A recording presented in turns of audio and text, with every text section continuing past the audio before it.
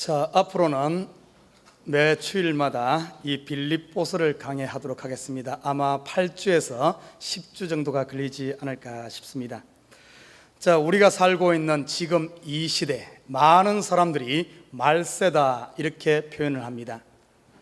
믿는 사람이든 믿지 않는 사람이든 동일하게 이야기하는 것이 말세다 이렇게 이야기를 해요. 참으로 역사를 봤을 때 지금 우리가 마지막 시대를 살고 있지 않나 싶습니다. 참으로 이 마지막 때를 살아가는 교회에 가장 필요한 것이 이 하나됨이 아닐까 그런 생각을 해봅니다. 왜 그렇게 생각했는가 하면 사도 바울이 마지막 죽음을 앞두고 로마 감옥에서 네 권의 성경을 기록합니다. 그래서 이것을 옥중서신이다 이렇게 말합니다. 여러분 잘 알다시피 에베소서, 빌립보서, 골로새서, 빌레몬서 이 네 권은 마지막에 사도 바울이 죽음을 앞두고 있는 시점에서 기록한 이 성경들입니다. 그런데 이 네 권의 옥중서신의 한결같은 특징이 뭔가 하면 원리스입니다. 원리스, 일치됨이에요. 사람이 보통 죽을 때 죽음을 앞두고 마지막 유언을 할 때 보면은 참으로 그 유언은 진솔한 이야기고 중요한 이야기들입니다. 사도 바울이 쓴 이 네 권의 책, 에베소서에서는 이 교회와 성도들의 이 통일됨, 통일과 하나됨, 하나님과 하나됨에 대해서 강조를 합니다. 골로새서에서는 성도와 하나님, 우리가 이 마지막 때를 살아가는데 예수 안에 거하지 않으면 이 험한 세상 이겨나갈 수 없고 이 죄악을 물리칠 힘이 없다. 그래서 예수 안에 거하는 자만이, 다시 말해 예수와 하나 된 자만이 죄와 타협하지 아니하고 온전한 거룩함으로 이 시대를 지켜갈 수 있다 이렇게 이야기하고 있습니다. 그리고 특별히 오늘 우리가 공부하려고 하는 이 빌립보서는 어떤 내용인가 하면 사도 바울이 특별히 빌립보 교인들에게 이 개인적인 어떤 이런 감정이 굉장히 깊이 묻어있는 이 내용이 빌립보서입니다. 그만큼 빌립보서는 사도 바울의 어떤 이 빌립보 교인들과의 깊은 영적인 관계가 있었고 또 그들을 마음 중심에서 사랑했던 이 교회가 빌립보 교회입니다. 자, 사도 바울 오늘 저는 이 빌립보서의 서론 부분에서 가장 많이 강조한 것이 뭔가 하면 하나됨입니다. 하나됨. 그리고 더 나아가 사도 바울 속에 계속해서 강조한 내용이 rejoice, 기뻐하라 이 내용이 많이 나옵니다. 특별히 빌립보서는 16번이라는 기뻐하라는 단어가 소개되고 있어요. 사도 바울이 지금 감옥에서 죽음을 앞둔 그런 시점, AD 63년경에 이 빌립보서를 기록했는데 AD 65년에서 66년경에 사도 바울이 순교합니다. 그러니까 죽음을 앞둔 몇 년 앞둔 이 가운데서도 사도 바울은 빌립보서를 기록할 때 자기의 죽음이 임박한 것을 알고 있었습니다. 그럼에도 불구하고 오늘 빌립보서를 통해서 그 교인들에게 이 기뻐하라는 내용을 계속해서 강조하며 자기 속에 기쁨이 충만한 것을 그대로 노출하고 있는 모습들을 볼 수가 있습니다. 사실 사도 바울의 환경은 그러지 않아요. 30년 가까이 복음을 전하고 하나님 일했는데 그 마지막에 지금 로마 옥중에서 그 춥고 외롭고 힘든 그 옥중에 혼자 갇혀 있었음에도 불구하고 그가 그 속에 이 기쁨이 충만할 수 있었던 원인이 어디에 있을까? 몸은 비록, 환경은 비록 혼자 있었지만은 사도 바울의 가슴을 딱 열어보면은 그 속에 뭐가 있는가? 그 속에 예수가 있고 하나님이 있고 오늘 본문은 빌립보 교인들 한 명 한 명이 그 속에 가득 차 있었습니다. 비록 몸은 떨어져 있지만 그 속에는 성도들을 향한 사랑, 그리스도로 가득 차 있었기 때문에 그 속에 기쁨이 충만할 수밖에 없었어요. 또한 사도 바울은 이 빌립보서에서 감사의 말을 많이 합니다. 가만히 생각해 보니까 지금 내가 비록 환경은 어렵지만 내가 여기까지 달려온 것이 예수 그리스도의 피의 공로, 하나님의 은혜요. 그리고 혼자 선교한 것이 아니라 빌립보 교인들과 같은 이런 수많은 사람들이 함께 사도 바울과 동역하면서 함께 도와왔기 때문에 이 일이 있음을 깨닫게 됩니다. 그래서 감옥에 있으면서 그 속에 있는 감사가 가득 찬 그 마음을 가지고 오늘 빌립보서를 쓰면서도 감사를 전한 내용을 보게 됩니다. 그리고 또 사도 바울의 가슴에서는 오늘 보면 빌립보서에서 보면은 그 속에 충만함이 있어요. 뭔가 가득 차 있습니다. 아까 말했지만은 환경은 홀로 외로 있었지만은 그 속은 뭔가 가득 차 있었어. 성도들의 사랑으로 차 있고, 하나님의 은혜로 차 있고, 찬송으로 차 있고, 기쁨으로 차 있고, 가득 충만한 삶. 그리고 또한 그 속에는 소망이 가득 차 있었던 이런 모습을 바라보게 됩니다. 얼마나 멋있습니까? 요즘 이 시대는 사람들이 많고 자유를 누리지만은 이 군중 속에 외로움을 느끼는데, 사도 바울은 반대로 감옥 속의 외로움 가운데서도 충만함과 기쁨을 누릴 수 있었다는 사실입니다. 그것이 어디로부터 출발했는가? 바로 원리스, 하나 되어졌기 때문에. 첫째는 하나님과 하나 되어졌고, 둘째는 성도들과 하나 되어졌고, 모든 사도 바울 만난 사람들마다 하나 되어졌기 때문에 그는 결코 외롭지 않고 기뻐할 수 있었다는 사실입니다. 우리 이 시대에 가면 성경에는 분명히 이야기합니다. 다니엘서에 이야기하기를 마지막 때가 되면 사람들의 사랑이 식어질 것이다. 사람들은 다 외로워질 것이다. 다 홀로 될 것이다. 사람들이 외로워지고 홀로 된다는 것은 사단의 밥이 된다는 말이에요. 마지막 때가 사랑이 식어지는 이런 때가 올 텐데, 지금 우리가 그것을 경험하고 있지 않습니까? 이 많은 사람들, 이 도시를 형성하고 가는 곳마다 지하철마다 사람이 가득 차고, 직장 가도 사람이 가득 차고, 맨하탄 가면은 막 걸려 넘어질 정도로 사람이 이렇게 많고, 교회들마다 사람이 많고, 친구는 인터넷 봐요. 얼마나 SNS가 발달해갖고 사람들 친구 팔로우가 어마하게 많은데도 불구하고 사람들은 다 외로워지는 거예요. 왜 이런 현상이 생기는가? 하나 되지 못하기 때문에 그래요. 저는 이런 시대를 우리가 어떻게 하면 잘 극복하고 우리 에버그린 교회가 이 마지막 때를 능히 이겨서 하나님 앞에 설 수 있을까? 어떻게 하면 우리 교회가, 성도들이 한 명 한 명이 다 하나님과 교회와 하나 될 수 있을까? 이 빌립보서를 살펴보면서 이 부분을 한번 다뤄보고자 합니다. 자, 어떻게 하면 우리가 하나가 되는가? 첫 번째는 보면은 이 관계를 잘해야 돼요. 관계. 항상 관계는 1대1의 관계입니다. 관계에 성공하는 사람이 인생에 성공합니다. 제가 얼마 전에 책을 하나 읽었어요. 그 책에 성공한 비즈니스 CEO들의 이야기를 써놨어요. 기자가 질문을 합니다. 당신은 비즈니스 성공의 최고의 열쇠가 뭐라고 생각합니까? 이런 질문했어요. 명석한 머리, 앞서가는 새로운 아이디어, 아니면 혁신적인 경영, 이렇게 말할 것 같지만은 성공한 CEO들은 그렇게 이야기하지 않아요. 성공 비즈니스의 가장 핵심은 무엇인가 하면 관계이다. 관계, 사람이란 겁니다. 사람과의 관계에 성공하느냐 못하느냐에 따라서 그 비즈니스가 성공하느냐 실패하는가 결정된다는 겁니다. 사람과의 관계에 성공해서 그 사람과의 신뢰를 회복하고 나면, 사람 하나를 얻고 그 사람의 마음을 얻으면 그 사람은 자기의 생명까지 내어놓고도 회사를 위해 일하고 자기를 위해 일한다는 겁니다. 그러나 관계에 실패하게 되면 결국 따라오는 거예요. 전부 자기 이익만 챙기지 회사를 위해서 목숨 거는 사람이 없다는 겁니다. 결국에 관계를 어떻게 하느냐에 따라서 비즈니스 세계에도 성공과 실패가 결정된다는 사실입니다. 사람 관계도 그래요. 여러분, 우리 인생에 보십시오. 우리가 중학교, 고등학교, 대학교 때 공부 잘하는 사람 많아. 공부 잘했다고 해서 그 사람이 성공하느냐? 그러지 않아요. 관계에 성공하지 못하면 가정에서부터, 아니면 직장에서 좋은 직장 들어가는 게 중요한 것이 아니라 거기서 어떻게 관계를 해서 살아남는가.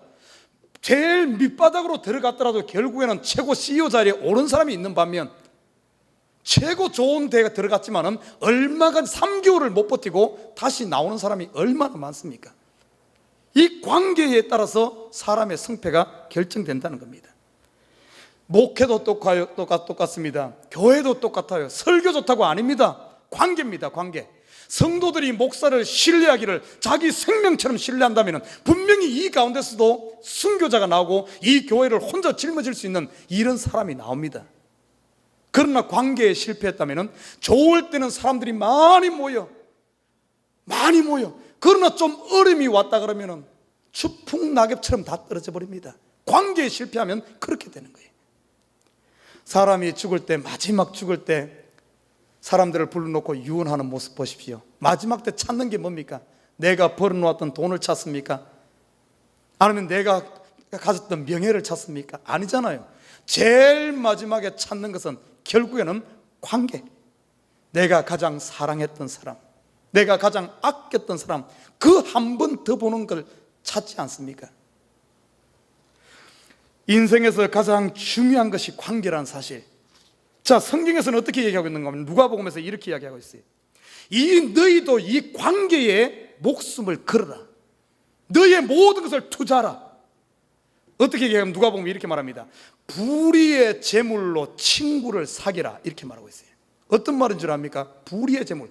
여러분, 세상에 돈 벌었습니까? 이 돈을 투자해서 사람 관계, 친구를 사귀란 거예요. 여러분, 시간을 투자해서 사람 사귀는데 관계하라는 겁니다.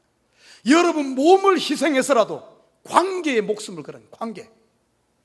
이 관계는 우리 믿는 신앙적인 측면 두 가지 관계입니다. 하나님과의, 나와의 관계, 그리고 여러분 만나는 사람과의 관계. 교회에서는 목사와 성도, 성도와 성도와의 관계에 목숨 걸어라. 그러면은 이것은 없어지지 아니하리라. 너희가 가지고 있는 재물들은 다 없어져. 우리가 가지고 있는 시간들 다 없어져. 우리가 가지고 있는 건강 다 없어집니다. 다 잃지만은 관계는 어디까지 가는 줄 압니까? 영원의 세계로 가는 거예요. 영원의 세계. 하나님과의, 나와의 관계가 바로 되게 되면은 영생을 얻고, 사람과 사람 사이의 관계를 진지한 하나 되어지는, 원리스 되어지는, 일치되어지는 이 관계를 형성하게 되면은 그곳에서 뭐가 열매가 맺혔는데 성령의 열매가 맺혀서 하나님 앞에 상급으로 영원히 누린다는 사실입니다. 갈라디아서 5장에 보십시오. 성령의 열매는 사랑과 희락과 화평과 온유와 절제와 양성과 충성과 전부 관계 속에서 맺어지는 거예요. 이것은 영원히 이어집니다. 그래서 성경은 말하기를 불의의 재물로 친구를 사귀라, 관계에 투자해라.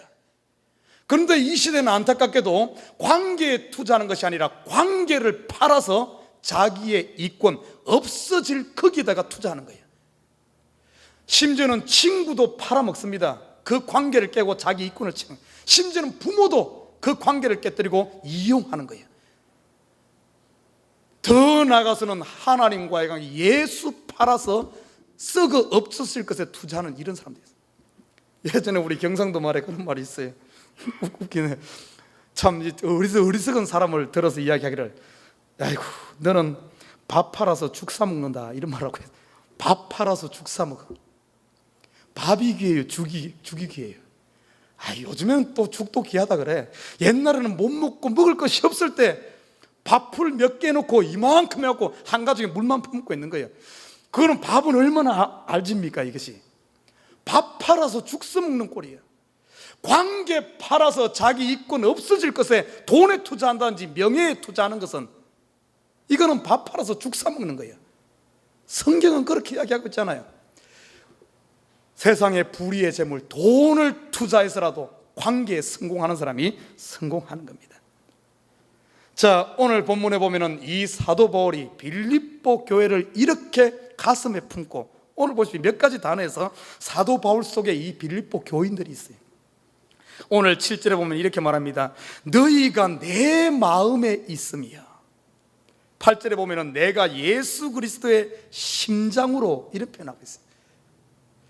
사도 바울의 가슴을 딱 열면은 빌립보 교인들이 가득 차 있어요. 얼마나 값진 일입니까? 이렇게 될 수 있었던 것이 정말 개인적인 1:1의 릴레이션십을 가지고 이 빌립보 교회가 세워졌기 때문에 이런 역사가 일어나는 겁니다. 자, 빌립보 교회가 어떻게 세워졌는가? 특별히 사도 바울이 세운 수많은 교회 중에서 이 빌립보 교회만은 관계 속에서 세워진 교회가 바로 이 빌립보 교회입니다. 그래서 사도 바울이 죽음을 앞두고 있는 이 시점에서 이 빌립보 교인들에게 자기의 마음을 다, 쉽게 말해서 마지막 유언하는 것 같아. 아들들 불러놓고 유언하는 것처럼 빌립보 교인들에게 이야기하는 겁니다.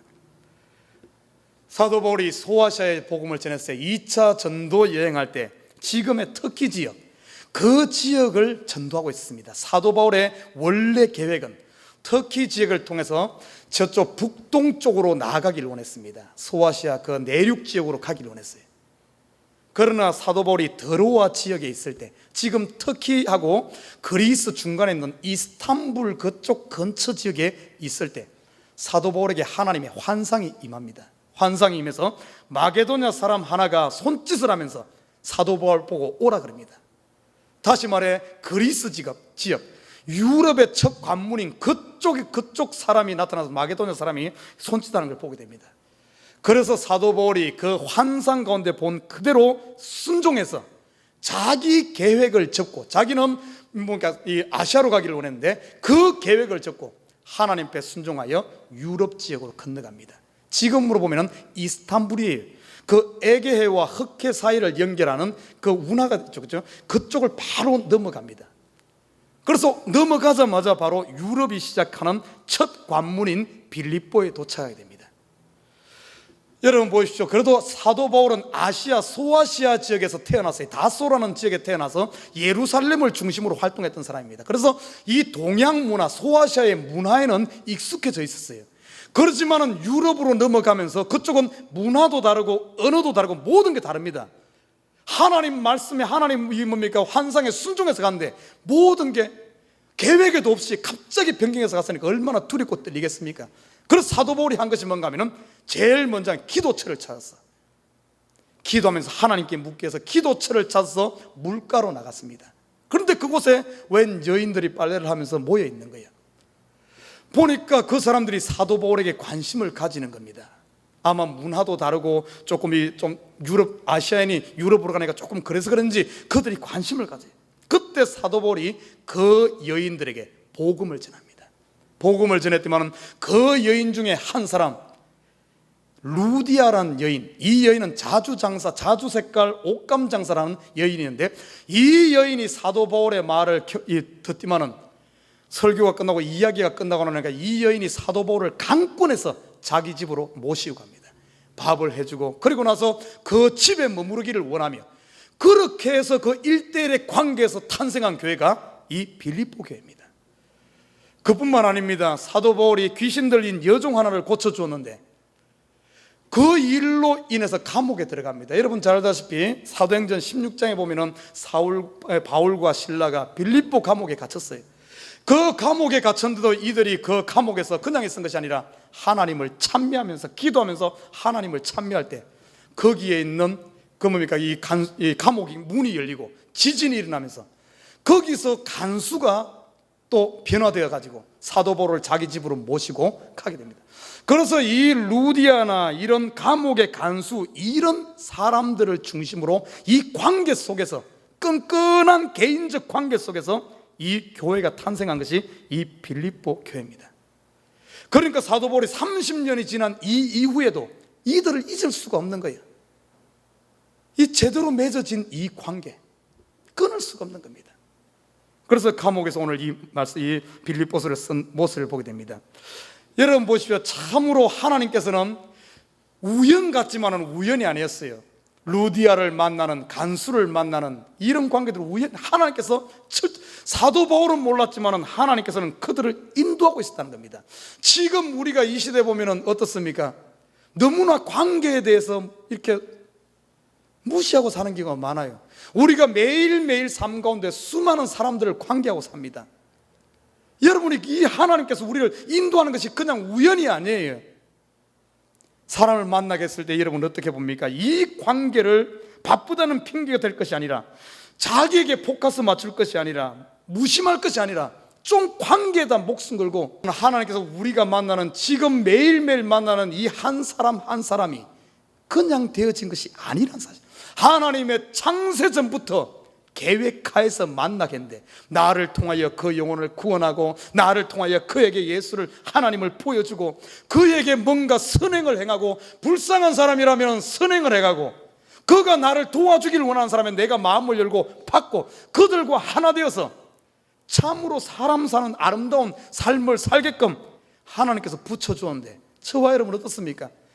과연 우리가 그런 관계를 소중히 여기며 그렇게 합니까? 아니면은 그냥 다 무시하고 하나님이 준 복들을 다 어떻게 보면 하늘의 영혼의 세계에서 누릴 수 있는 이런 상급들을, 기회들을 다 놓치면서 살고 있습니까?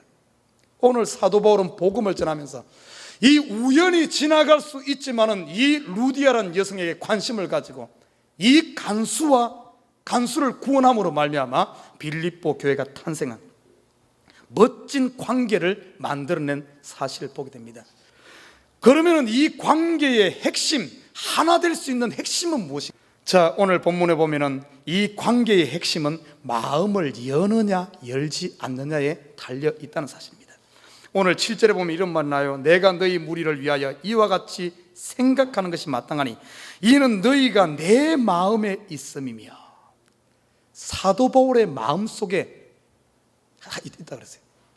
예수님이 요한복음 15장에서 이렇게 이야기합니다. 나는 너희 안에, 너희는 내 안에 하나가 되어지는 삶.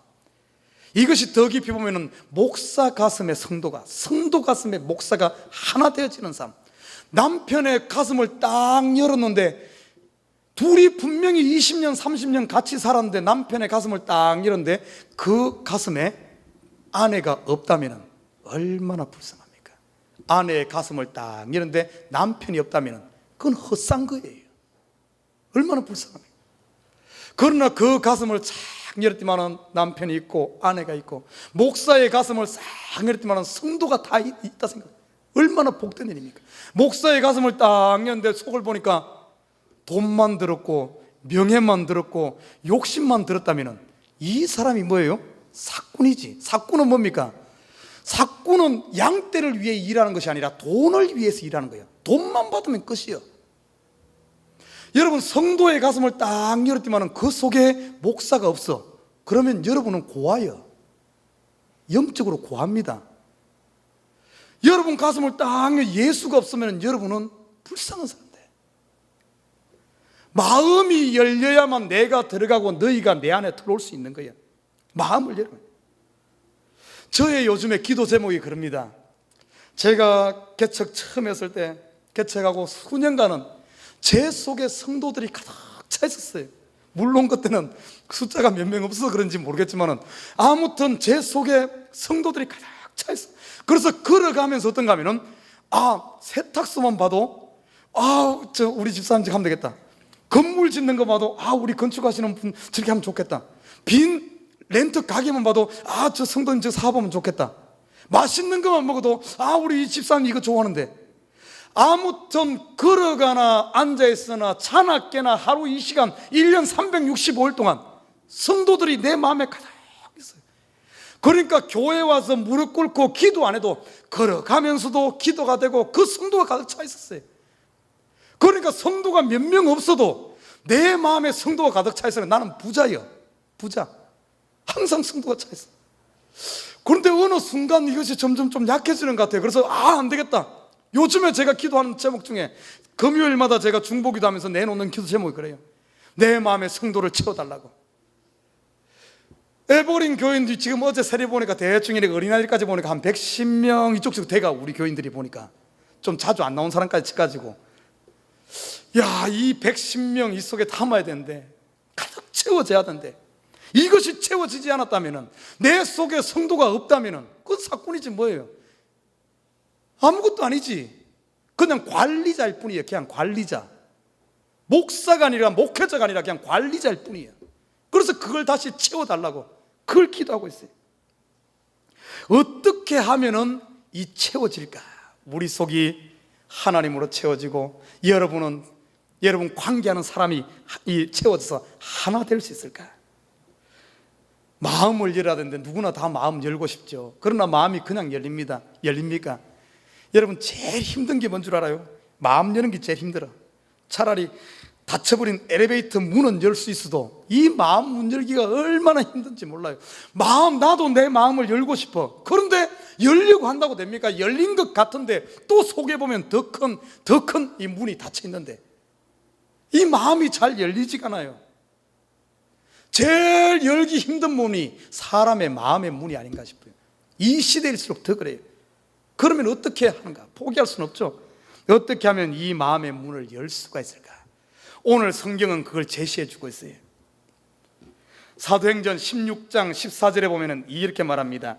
두아디라 성의 자주장사로서 하나님을 공경하는 루디아라는 사람이 한 여자가 들었는데 주께서 그 마음을 열어 바울의 말을 청종케 하신지라. 여기에 보면 핵심적인 구절이 나와요.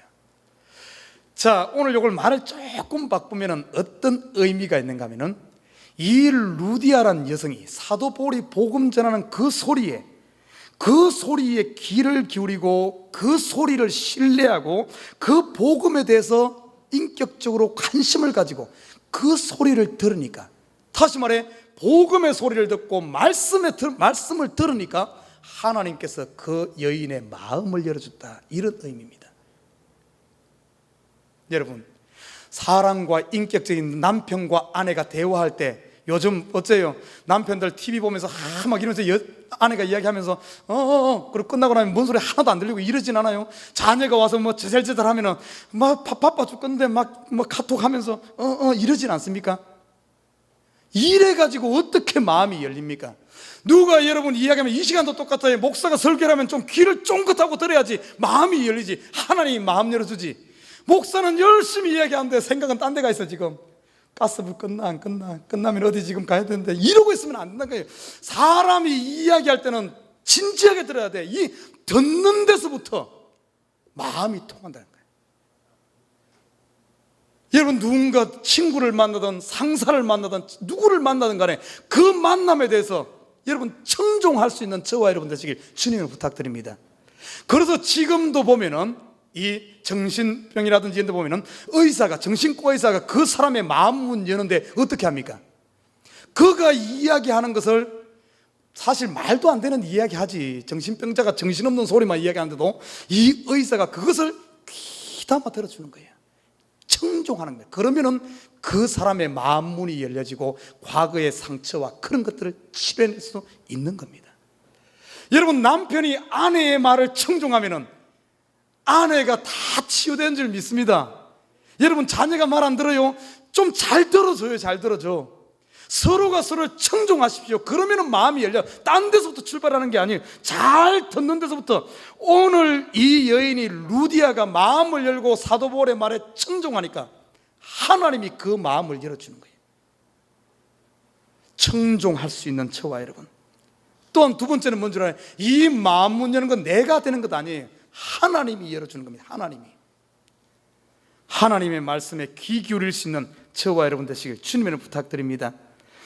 자, 사도행전 16장 25절에도 보면 똑같은 내용이 나옵니다. 아까 말했지만 이 빌립보 교회를 세운 간수, 거기 보면 이런 말이 나와요. 밤중쯤 되어 바울과 실라가 기도하고 하나님을 찬미하며 죄수들이 듣더라, 이렇게 말하고 있어요. 여기에 죄수들만 들었겠습니까? 앞에 지키고 있는 간수도 듣는 거예요. 사도 바울과 실라가 하나님을 찬미하는 소리에 귀를 기울이니까 그 간수의 마음이 열려지는 겁니다. 나는 우리 애버린 식구들이 이 하나님의 말씀에 귀 기울이시길 주님을 부탁드립니다. 우리가 이 시대 마지막 때가 되면 될수록 사단이 쓰는 방법이 뭔 줄 압니까? 성도들의 귀를 막아 듣지 못하게 합니다. 그래서 지금 보면은 가면 갈수록 설교 길이가 짧아져. 평균 지금 뉴욕이라든지 이 주일날 교회 이 설교 시간이 보통 25분에 30분이에요. 그것도 길다고 점점 짧아집니다. 들을 기회들을 점점 없애버리는 거예요. 저는 그래서 우리 교회는 설교 안 짧게 안 해. 새벽 예배 우리 교회 평균 설교 시간이 25분에서 30분입니다. 제가 전번에 친구들 목사님한테 우리 교회는 그렇게 한다는 깜짝 놀라는 거예요. 목사님, 그러면 새벽 예배 아무도 안 와요? 아무도 안 오긴 우리 교회 많이 와. 요즘에 자꾸 넘쳐나. 사람이란 게 묘해요. 짧으면 짧을수록 더 짧은 걸 바래. 나중에 1분도 길다 그래. 그래서 요즘에는 많은 교회들이 새벽 예배 때 말씀이 없습니다. 그냥 와서 그냥 자기 나름대로 그냥 일 보고 그냥 기도하고 가는 거예요. 들을 기회가 없는 거예요. 들어야 열리는데, 여러분, 나 그렇다고 새벽 예배 다 나오라 소리 하는 건 아니야. 다 바쁜데 멀리서 못 나오지. 그러지만은 여러분, 틈 있으면은 우리 웹사이트에 보면은 새벽 예배까지 올려놔서 지금 신명기 강의를 하고 있어요. 20회가 넘었어요. 신명기 끝나려면 한 200회까지는 해야지 신명기가 끝날 것 같아. 틈날 때마다 말씀을 자꾸, 이거 듣는 것이 어떤가 하면은 그냥 그 지식 쌓는 게 아니에요. 자꾸 말씀을 청중하다 보면은 하나님이 내 마음을 열어. 내 마음이 열릴 때 어떤 역사가 일어난 줄 압니까? 루디아 마음이 열리니까 사도 바울을 자기 집으로 모시고 강권하게 모셔서 그 가운데 살게 하는 거예요. 그래서 루디아의 가정에서 교회가 탄생하지 않습니까? 내 마음이 열릴 때 예수님이 들어와요. 여러분 마음이 열릴 때 목사가 여러분 마음에 들어오고 여러분 마음속에 목사가 들어오는 겁니다. 이 하나 되어져야 돼. 하나 되어져. 그리고 마음이 열리고 나서 어떤 일이 일어나는가? 마음이 열리고 나니까 참여해서 영접하는 일이 났어요.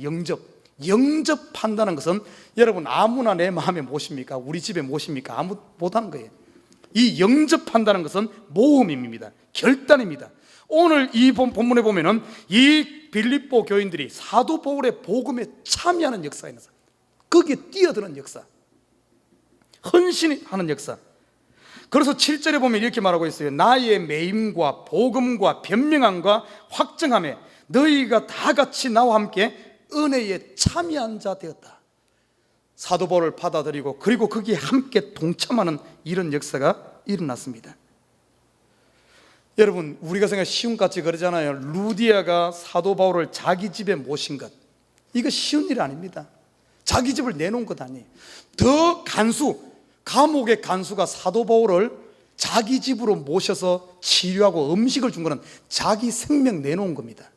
여러분 생각해, 간수가 지금 감옥에 죄수를 지키고 있는데 죄수가 감옥에서 나온 것만 해도 이 간수는 죽음감이에요. 죽음감. 그런데 그를 자기 지키고 있는 죄인들을 집에 데리고 간 거예요. 자기 목숨 내놓은 겁니다. 그뿐만이 아닙니다. 이 빌립보 교인들, 이렇게 세워진 사도 바울을 영접하고 예수님 복음을 받아들이고 나서는 그냥 끝낸 게 아니에요. 그 복음에 자기들이 동참했습니다.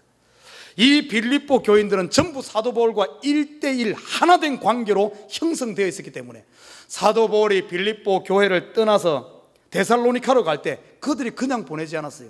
데살로니카로 갈 때 그들이 물질을 보내고 기도를 하고 함께 하면서, 또 그리고 사도 바울이 복음 전하는 곳마다 몇 번씩 그들과 헌금을 보내면서 동참했습니다.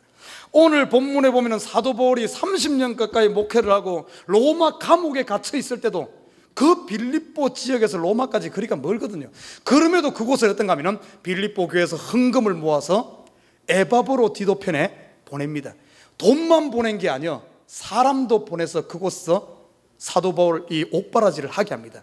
그런데 이 에바브로 디도가 사도 바울을, 옥중에 있는 사도 바울을 돕다가 오히려 에바브로 디도가 병에 걸려서 죽을 병이 걸렸어. 그런데 하나님의 은혜로 다시 살아납니다. 그래서 사도 바울이 이 에바브로 디도편에 이 빌립보서를 써서 빌립보 교인들에 보낸 게 이 빌립보서 아닙니까? 아무튼 이 빌립보 교인들은 전적으로 모든 것을 바쳐서 물질을 바치고 자기 시간을 드리고 기도를 드리고 마음을 들여서 전부 사도 바울의 복음에 함께 참여한 자 되었어요. 그러니까 하나 될 수밖에 없죠. 지금 이 시대에 우리 교회가 이렇게 돼야 돼요. 우리 성도들과 모든 것이 하나 돼야 되면 일치돼야 돼. 마지막 때가 되면 일치되질 않아. 전부 개인주의, 이기주의 전부 따로 놉니다. 그러니까 사단에 밥받게 되질 않죠. 하나 되어져야 된다. 사도 바울이 오죽했으면 마지막 죽음을 앞두고 있는 이 시점에서 이 일치를 이야기했겠습니까? 그리고 더 나아가서 완전한 일치, 하나 되어지기 위해서는 오늘 보니까 이 빌립보 교인들이 프로그레스의 복음에 멈춘 것이 아니라 복음에서 계속 성장한 모습들을 보게 됩니다. 오늘 9절에 보면은 내가 기도하노라 너희 사랑을 지식과 모든 총명으로 점점 더 풍성하게 하고, 10절에 보니까 너희가 지극히 선한 것을 분별하며 또 진실하여 허물 없이 그리스도의 날까지 이르고, 그들의 복음이 믿음이 성장하기를 원했어요. 여러분 보시죠. 사도 바울은 점점 예수님께로 나아가면서 점점 셋째 하늘로 올라가는데 이들이 따라오지 못하고 저 뒤에 처져 있으면 어떻게 하나 되겠습니까? 교회가 성장할수록, 목사가 깊어질수록 점점 더 우리의 신앙이 자라가야만 하나 일치될 수가 있어요. 사랑하는 우리 식구들, 이 빌립보서를 통해서 나는 우리 지금 이 시대, 아무리 사단이 난리를 치고 시대가 어두워진다 할지라도 하나된 것, 하나된 교회는 틈을 못합니다. 전도서에 보면은 한 줄 하나는 약하지만은 이 줄이 삼겹이 되면은 삼겹줄은 쉽게 끊어지지 않는다, 이렇게 말하고 있어요. 한 사람이 누우면 춥지만은 두 사람이 누우면은 춥지 않고 따뜻하다 그랬어요. 한 사람이면 전쟁에 나가서 지지만은 두 사람이면 한 사람이 넘어졌을 때 또 한 사람이 일으켜주기 때문에 승리한다 그랬습니다. 사랑하는 우리 식구 여러분, 여러분 한번 보십시다. 여러분 가슴을 한번 딱 열어본다 생각해봐요. 여러분 가슴을 열었을 때 마지막 하나님 앞에 설 때는 분명히 하나님께서 우리 가슴을 열 겁니다. 세상에는 속에서 딱 열었을 때 그 속에 예수가 있는가, 네 속에 얼마나 많은 사람들을 가슴에 품고 하나 됐는가, 그 담고 왔는가, 그걸 점검할 거예요. 분명히 하나님 앞에 섰을 때 문목사의 가슴을 열 겁니다. 네 속에 얼마나 많은 성도들을 채워왔는가. 여러분, 예수의 가슴을 딱 열면 그 가슴 속에 여러분이 있어야 됩니다. 이심전심이란 말이 있어. 내가 마음을 열고 하나 되어질 때 저 사람이 내가 들어오는 겁니다. 내가 너희 안에, 너희가 내 안에. 여러분, 우리 성도들 이거 무엇으로 가는가? 기도로 가능합니다. 기도해야 돼요. 여러분, 목사를 놓고 기도하십시오. 목사를 이런 품어야 돼. 여러분 가슴에 문목사 없으면 여러분은 영적인 고아예요. 문목사 속에 여러분이 없으면 문목사는 사꾼이야. 예수님 가슴 속에 내가 없으면 나는 버림받은 자야. 여러분 만나는 모든 사람들, 특별히 교회의 성도들, 여러분의 삶의 영역 가운데 사람을 품는, 그래서 하나 되어지는 저와 여러분 되시기를 주님으로 부탁드립니다. 이 하나 된 것은 사단이 결코 무너뜨리지 못합니다. 사단이 공격하는 게 뭔 줄 압니까? 빈틈을 노리는 거예요. 목사와 성도 사이, 예수와 나 사이, 남편과 아내 사이 빈틈이 있을 때 여기를 공격합니다.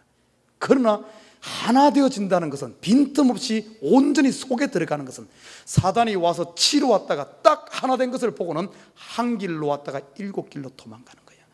교회의 가장 큰 힘이 뭔 줄 압니까? 바로 일치입니다. 이 마지막 때 이 시대를 이길 힘은 성도가 예수와 하나 될 때, 교회가 교회로 하나 될 때 절대 무너뜨리지 못하는 줄 믿습니다. 나는 우리 예배그런 식구들이 이렇게 여러분 가슴속에 예수를 품고, 목사를 품고, 성도를 품고, 가정을 품고, 만나는 모든 사람을 품어서, 비록 여러분 환경이 혼자 할지라도 여러분 속에 리조이스, 기쁨이 충만하고, 감사가 충만하고, 은혜가 충만하고, 소망이 충만한 이 시대의 충만을 누리는 저와 여러분 되시기를 주님으로 부탁드립니다.